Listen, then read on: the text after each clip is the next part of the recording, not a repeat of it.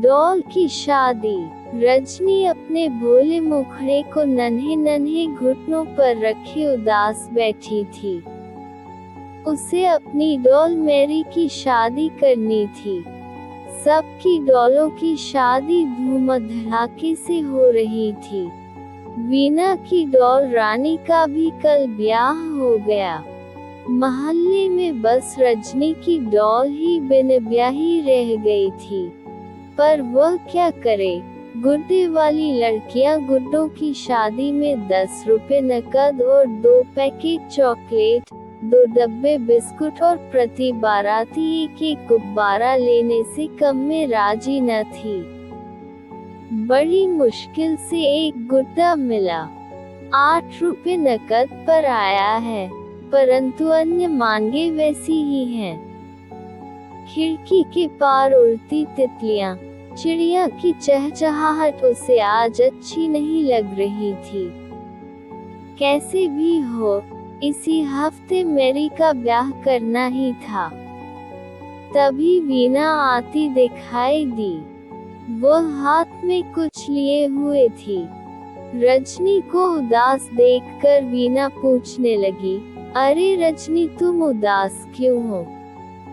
रजनी मासूमियत से बोली, उदास न हो, सबकी डॉलों की शादी हो गई, एक मेरी मैरी रह गई।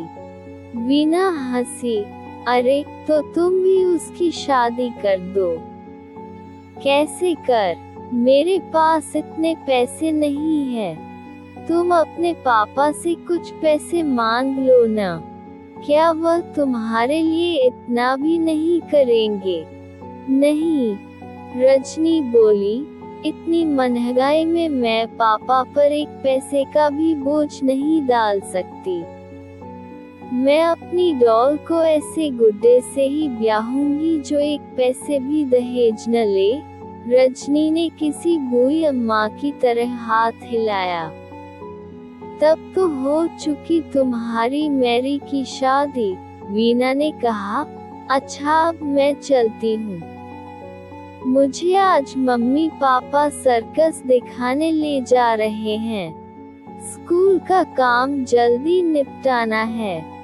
रजनी वहीं खड़ी रही। कुछ देर बाद ट्रक का हॉर्न सुनकर उसने चौंक कर देखा। ट्रक बगल वाले घर के दरवाजे पर खड़ा था। कई दिनों से साथ वाला मकान खाली था। वह दौड़कर अंदर चली गई। माँ, माँ, रजनी जोर से चिल्ला रही थी। क्या है बेटी, क्यों चिल्ला रही है? माँ ने पूछा। माँ, हमारे नए पड़ोसी आ गए हैं, मैं जाती हूँ उन्हें देखने।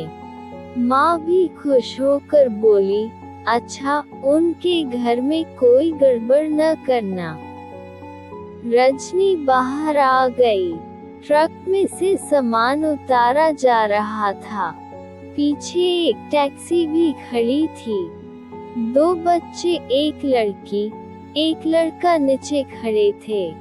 एक वृद्ध महिला को सहारा देती हुई एक सुंदर सी औरत उतार रही थी। रजनी को पास खड़ा देखकर वह मुस्कुराई। रजनी भी धीरे से हंसी। तुम इस घर में रहती हो? वृद्धा ने हाथ उठाकर पूछा। हाँ जी, रजनी ने कहकर पास खड़ी लड़की को देखा। तभी वह सन रह गई। वह लड़की अपने हाथों में एक सुंदर गुड्डे को सहला रही थी। रजनी ने उत्सुकता से पूछा, ये तुम्हारा गुड्डा है? हाँ, यह मेरा गुड्डा है। इसका नाम राजीव और मेरा नाम है नंदिता। तुम्हारा नाम क्या है? उस लड़की ने कहा, मेरा नाम रजनी है। मेरे पास भी एक प्यारी सी डॉल है, उसका नाम है मैरी। नंदिता बोली, पर उसकी तो शादी हो गई होगी, है न? नहीं, कोई भी लड़की बिना दहेज के अपने गुड्डे से ब्याह करने के लिए राजी नहीं है। कोई ऐसी लड़की मिलेगी जो अपने गुड्डे के ब्याह में दहेज न ले तो मैं उसी से मैरी का ब्याह करूंगी। मेरे पास इतने पैसे जो नहीं है। पास खड़ी वृद्धा और महिला आपस में मुस्कुराए। महिला आगे बढ़कर बोली, तो बेटी, तुम हमारी नंदिता के गुड्डे से अपनी मैरी की रिश्ता कर दो। इसके गुड्डे की भी शादी नहीं हुई।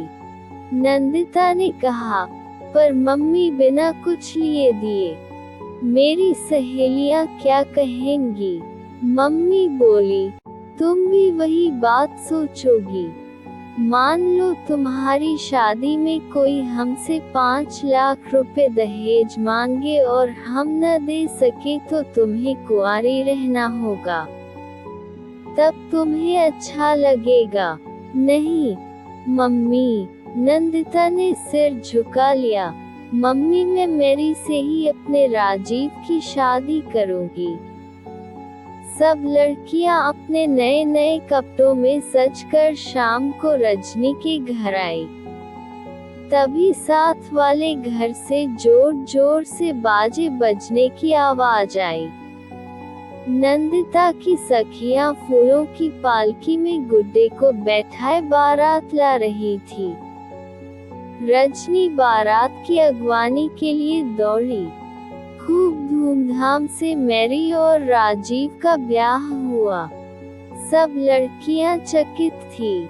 बिना दहेज के नंदिता ने अपने इतने प्यारे गुड्डे का रजनी की गुड़िया से ब्याह कर दिया।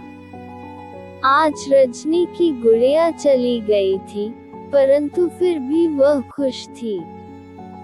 इस कहानी से हमें ये सीख मिलती है कि दहेज लेना और दहेज देना दोनों ही सामाजिक बुराई हैं। इन्हें जड़ से खत्म करने की आवश्यकता है। उद्धरण चिन्ह।